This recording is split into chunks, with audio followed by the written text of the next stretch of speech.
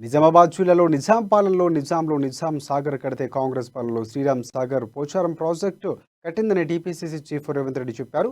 ఆర్మూర్ బాల్కొండలో కాంగ్రెస్ కట్టిన ప్రాజెక్టుల వల్లే రైతులు సీడ్ పండిస్తున్నారని తెలిపారు. 50 ఏళ్ల కింద నరసింహారెడ్డి రైతుల కోసం ఒక ప్రత్యేక సంఘాన్ని తీసుకొచ్చి అన్నదాతలకు అండగా నిలిచారని రేవంత్ రెడ్డి గుర్తు చేశారు.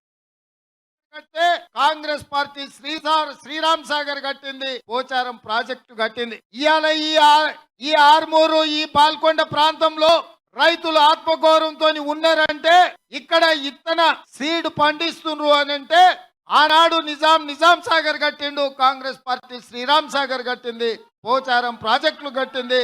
పెద్దలు సుదర్శన్ రెడ్డి గారు సాగునీటి పారుదల శాఖ మంత్రిగా ఉన్నప్పుడు మీ ప్రాంత రైతుల సమస్యలను తెలుసుకొని పరిష్కరించే ప్రయత్నం చేసినాం.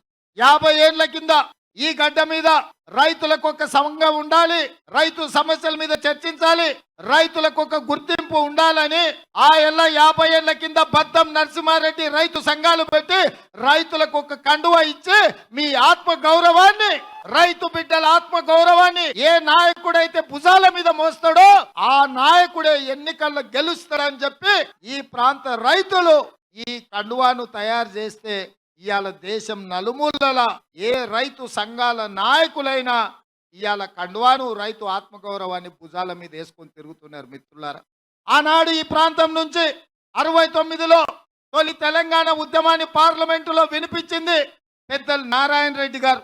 ఆనాడు కాంగ్రెస్ పార్టీ ఈ ప్రాంతంలో ఈనాటి మంత్రి గీతారెడ్డి గారి తల్లి ఈశ్వరీబాయి గారు ఈ నిజామాబాద్ జిల్లా నుంచి ప్రాతినిధ్యం వహించారు.